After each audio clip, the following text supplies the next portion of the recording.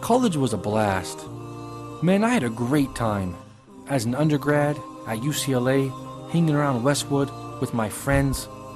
But I wasn't happy. Deep down inside, I wasn't feeling satisfied. Then I found my turning point. Sir, is this Ramadan Academy? Are you still accepting applicants? Can I still enroll? Today's the last day. What time do I have to be there to sign up? Right now, I'm on my way. Every time. Where am I going? Where have I been? The month of Ramadan is here again? I'm not focused. I'm not committed. You're so alone. All you see is night and darkness all around. You feel so helpless. You can't see which way to go. Don't despair and never lose hope. A season of change. I can't let another one pass me by. What's that Ramadan International Academy sign? I found my way. I'm on the way. I can't miss another day. I can't miss another night. You can't repent and that it's way too late. You're so confused. Wrong decisions you have made haunt your mind and your heart is full of shame. The school of Ramadan is the school of life, so don't let another one pass you by. 'Cause Allah is always by your side. Inshallah, inshallah, inshallah. I want to experience Ramadan. I want to live it. Inshallah, inshallah, inshallah, you'll find your way.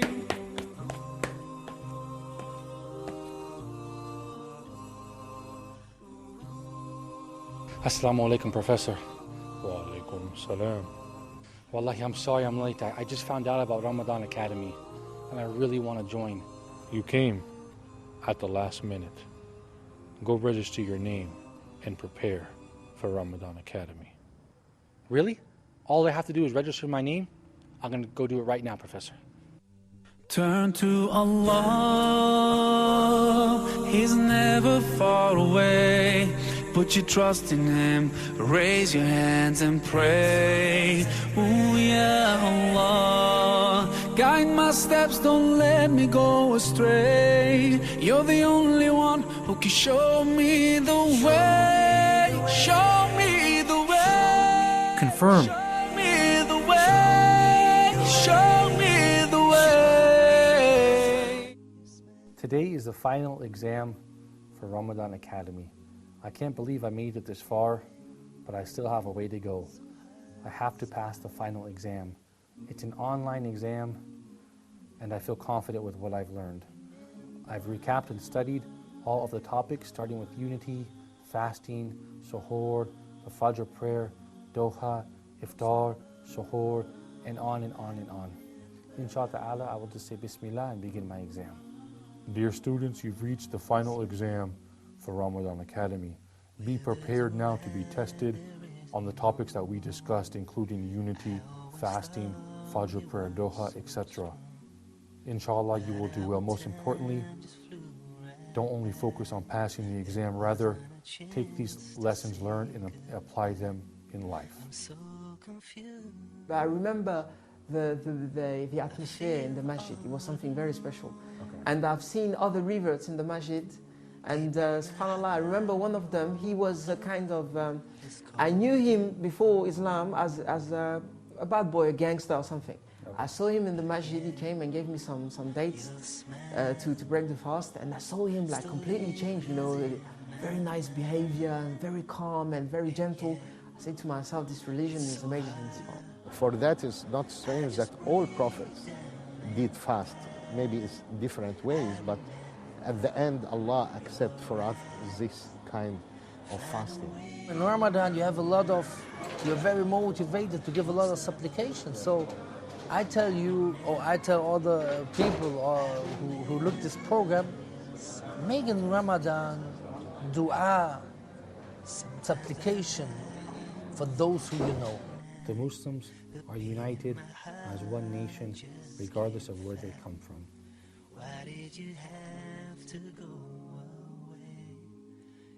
One of our beloved Mashaykh in Sydney, after seeing all the shabab, all the young boys, in the masjid for Salatul Taraweeh, he said to them, MashaAllah, you can lift 100 kilos in weights, but you can't lift your legs for praying the night prayers. And he said, the Prophet ﷺ, at an age over 50 years old, was reported standing up in the night prayers, so much so that his feet would crack and swell. And subhanAllah, this is also one of the signs of prophethood, where the Prophet Muhammad ﷺ was seen praying all night or most of the night, and Aisha said, why are you doing so, Ya Rasulullah? Allah subhanahu wa ta'ala has forgiven all of your sins. He said, shouldn't I be a grateful slave? We have one man who, mashallah, every Ramadan, he serves a community of 500 people in his community. He cooks himself for 500 people in the UK, for example. I know this person personally. Every Ramadan, he cooks for a community of 500 people. And one Ramadan, he did every single day. And imagine 500 every single day cooking, and he had work, and he had other things to do, he had his family, but every day he committed to cooking for 500 people and serve those people. So definitely there are people who are making the most of Ramadan, and definitely there are people who really see it as a season and not as just a one-off thing that, okay, I'm just trying to survive during the month. We have to be motivated in Ramadan and outside of Ramadan. But in Ramadan is a perfect time to reach a higher level of motivation and achieve your goals.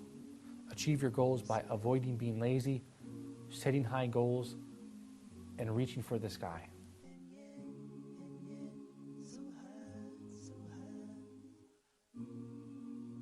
Allah subhanahu wa ta'ala give us the example or the comparison, relativeness for Jannah or for dunya to akhirah.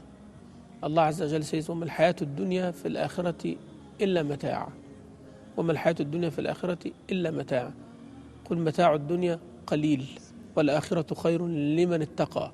Allah Azza wa Jalla says, all this dunya is nothing compared to the akhirah. And what is the biggest representation of akhirah? Jannah. So the biggest representation of akhirah is Jannah. So all this dunya is nothing compared to Jannah. Actually, the lowest rank in Jannah is 10 times more than the dunya.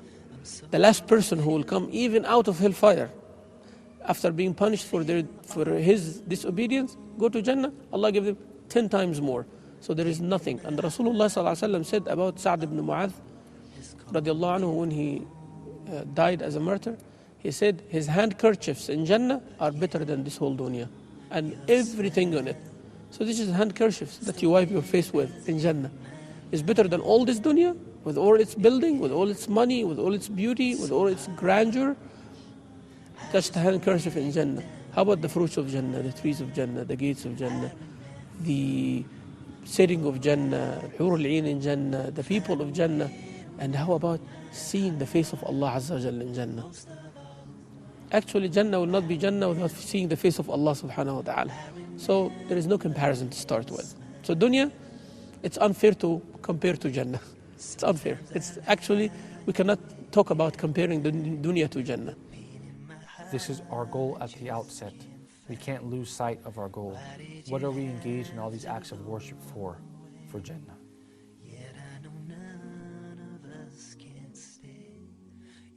بسم الله الرحمن الرحيم قد أفلح المؤمنون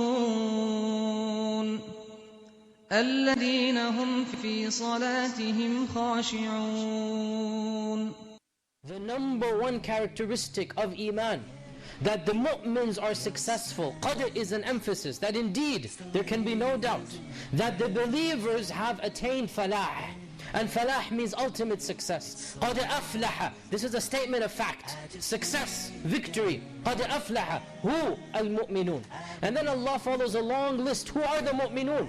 And the number one, right at the top of the list. And if you disqualify there, then forget the rest of the list. The number one requirement to be amongst those who have succeeded are not those who pray. No, those who are الَّذِينَ فِي صَلَاتِهِمْ خَاشِعُونَ. They have attained the actual khushu'. And what is khushu'? Khushu' means a humility, a humbleness. Khushu' means khasha'a, and khasha'a means to be humbled. In terms of concentrating in the prayer and the salah, this starts before the prayer. And the parable we can give is that of a fan. If you were to switch off that fan, it would not stop immediately, rather it'll take some time to wind down.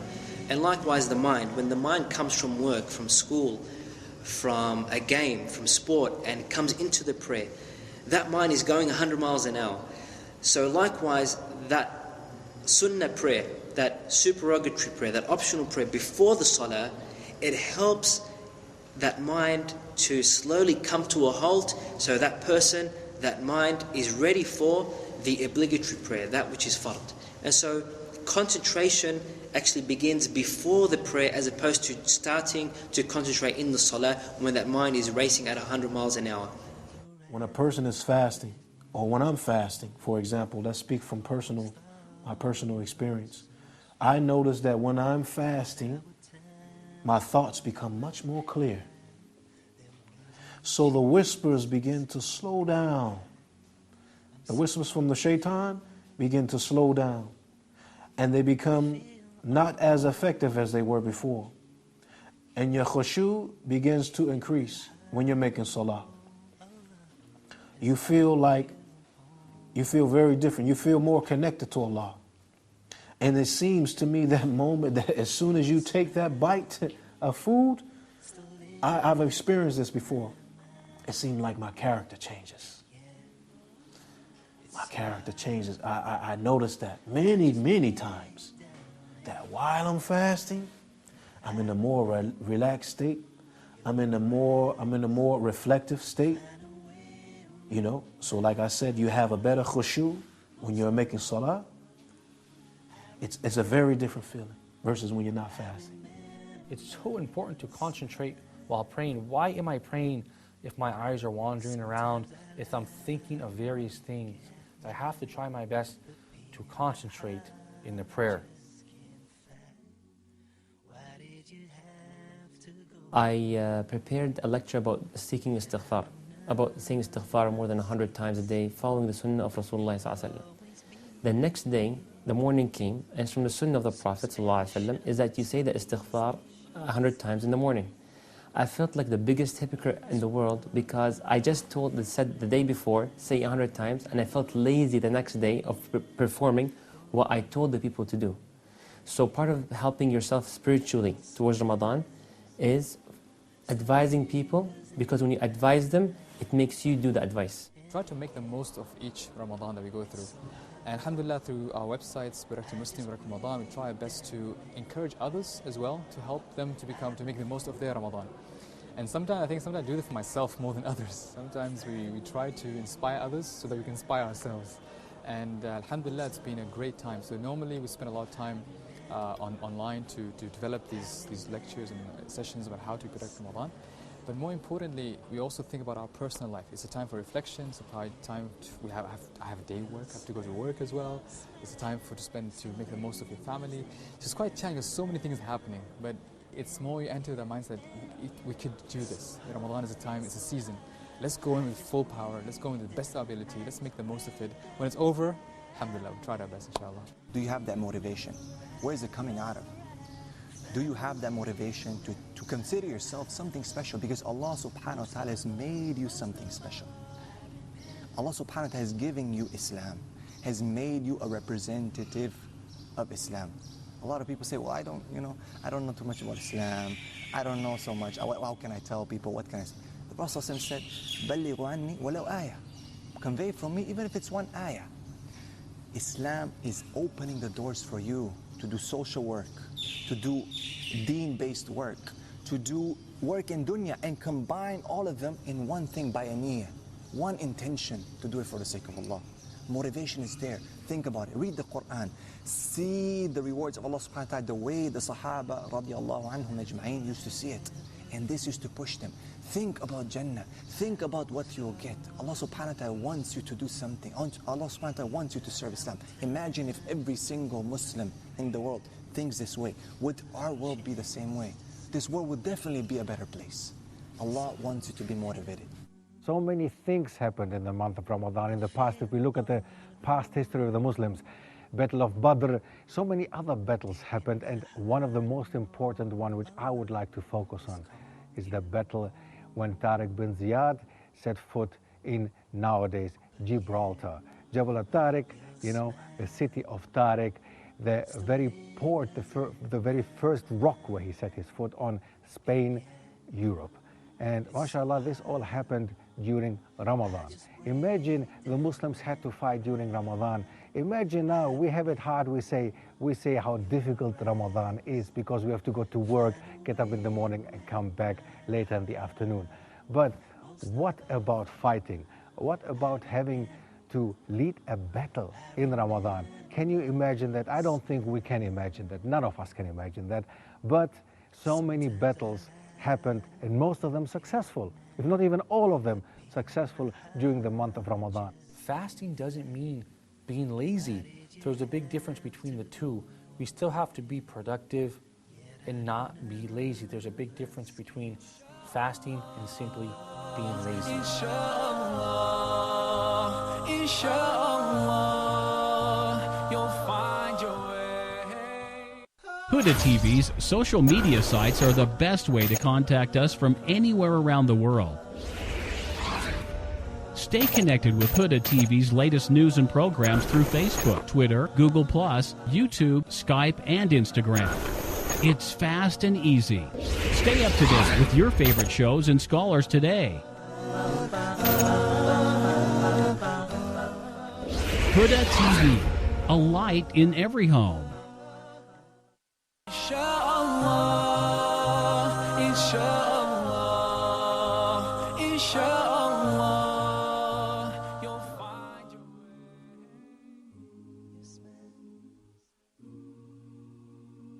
The Prophet ﷺ said to the believers, ifshu salam bainakum, yani to spread the peace between you. And the best way to do that, one of the best ways, is very simple: to be generous. Generous to each other, to be generous to your neighbor, to be generous to the people who you don't know, to be generous to everybody in general. And what I experienced, especially in Yemen, I was very, alhamdulillah, it was a great experience to find such generosity. I was invited to homes, some of them from people who were wealthy and some of them from people who were not wealthy. But they always managed to bring something forward, and they were very generous of cooking something, and they wanted the guest to sit and to eat, especially the neighbors. The time of sunset, everybody is starving, whether young or old, everybody is hungry. The proper way of breaking your fast is once you hear the adhan. Obviously, before the adhan is called, you're sitting and making dua. This is very precious time. Don't waste this opportunity because your dua will be answered during this time. Then break your fast once you hear the adhan. Soon after the Imam says Allahu Akbar, do not delay. On a date, the fruits of dates or tamr, any type, if not milk, if not water, you gotta break your fast. Because the Prophet ﷺ said, my ummah will remain in good condition as long as they haste to break their fast at the time of Maghrib and they postpone their suhoor meal. Perhaps the most joyous time of the fasting day for the fasting person. I have learned an incredible amount regarding iftar and how important it is to eat just a small amount of food and then make your way downstairs to the masjid in order to pray Maghrib in congregation, as opposed to just eating a large amount of food right at the time of the adhan. It completely changed my Ramadan. Aisha radiallahu anha was asked about the behavior of the Prophet sallallahu alaihi wasallam at home. She said, كان يكون في خدمة أهله. He was always assisting his wives. He was helping them out, fixing things at home and so on. It's not a shame. It's not something shameful to be helping in the kitchen, to prepare the food or to wash the dishes sometimes, to give your wife a hand, especially everybody is fasting. As a matter of fact, this is the fun part of it. So one should not consider this something that I'm not supposed to be doing. No, if the Prophet ﷺ himself was helping his family, was helping his wives, then it is more worthy that we should be helping at home and giving them a hand and enjoy this moment where we help at home as well. My second youngest child, her name is Ayat. I want to tell you how she got her name. As it happened, my wife was very weak when she went into labor. She went into labor, brothers and sisters, on the night of Eid. Okay? And it was a really hard labor. And I don't think, labor I find a really stressful thing just to watch it. So what is it going to be like for the person who's going through it? But this particular labor, brothers and sisters, was very intense. And, it really, things started to come to my head. Why? Why does she have to suffer like that? Why does she have to go through all this pain? Why? What's it all for? And as I'm watching, my wife and that pain and that suffering, and then eventually the baby is born, right? And the nurse takes the baby and cleans it and puts her, in the incubator, whatever, the little warm thing they keep to keep the baby warm, right? And my wife is in shock, right? She shakes after the thing she's in, like this aftershock. She's shaking, right? From the aftershock.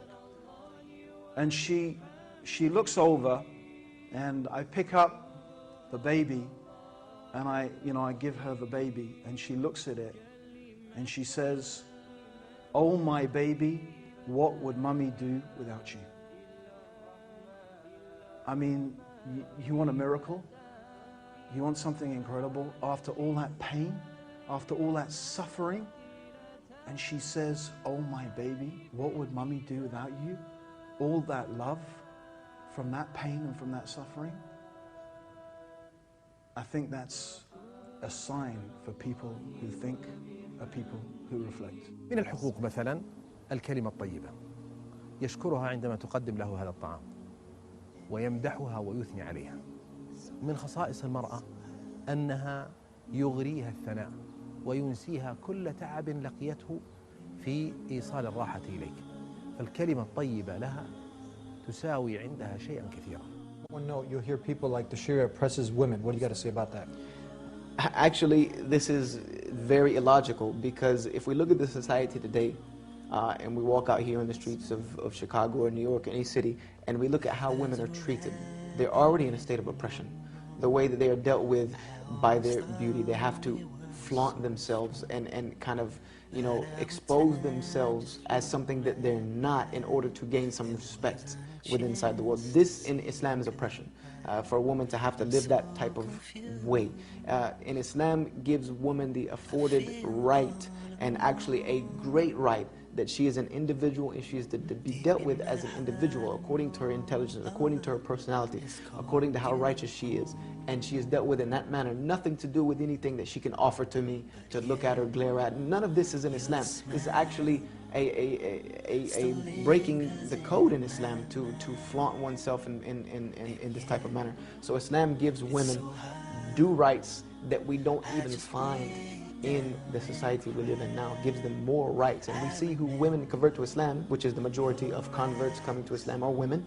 They'll say that they feel more secure and safe now inside the religion of Islam than they ever felt out in the streets. This is amazing. It's amazing. And Islam really uplifts the woman, gives her these rights that, it was unheard of when people were debating if a woman had, the church was actually debating whether the woman had a soul. Whether she had a soul or not. Wasn't it? Islam was elevating the woman to a status, rights that she just got in this country. Isn't that? And when actually, if someone was to take and look at, let's take a scenario of men and women relationships and men and women marriages. If they were to look at the rights between men and women, they would actually see that, and if you talk to most Muslim women, that they get the better end of the deal. In most cases, when it comes to any law, women get afforded the majority of rights, and actually men are more responsible. They don't have as many rights as they do as responsibilities, and women have a lot of the rights. Despite we hear constantly, we've confirmed now And it's become even more clear to me that the women in Islam are highly respected people. They are our sisters, our mothers, and our wives, and they have more rights than any other way of life.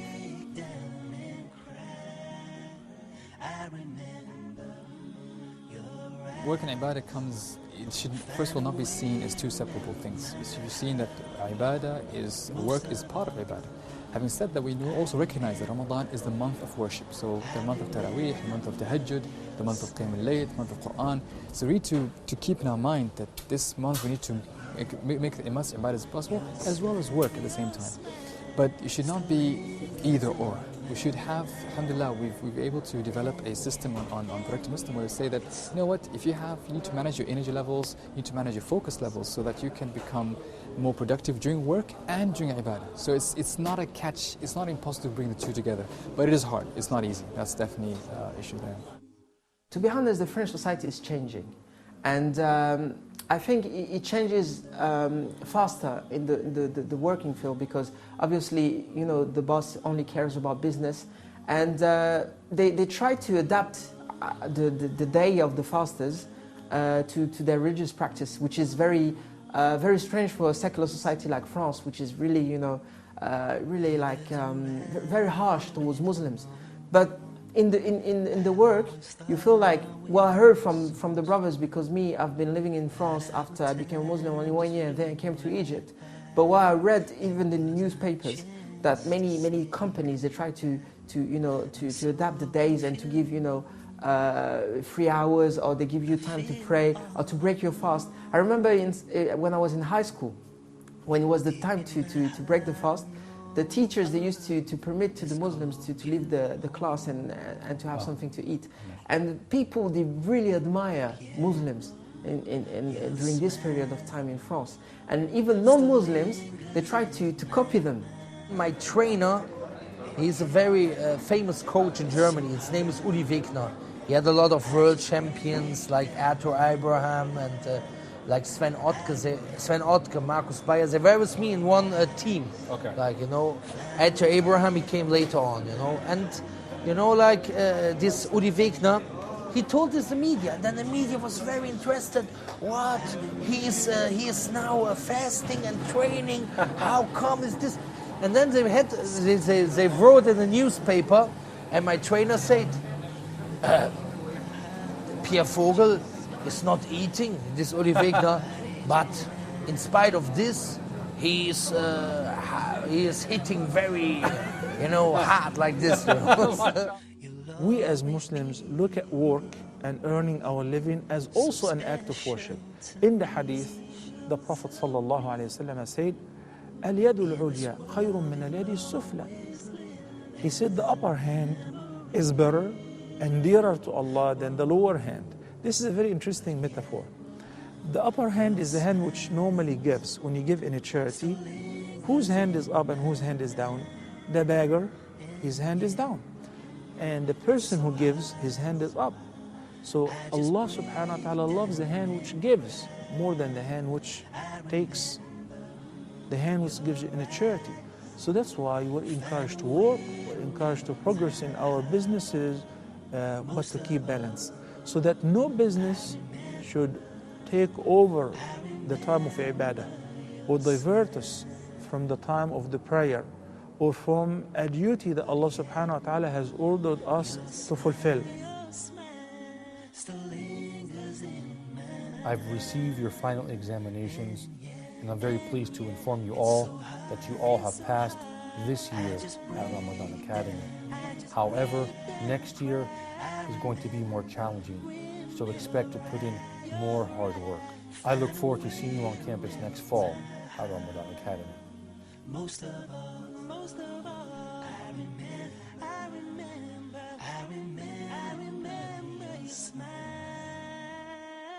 Time, you feel like you cannot go on. You feel so lost and that you're so alone. All you see is night and darkness all around. You feel so helpless, you can't see which way to go. Don't despair and never lose hope, 'cause Allah is always by your side. Insha'Allah, Insha'Allah, Insha'Allah.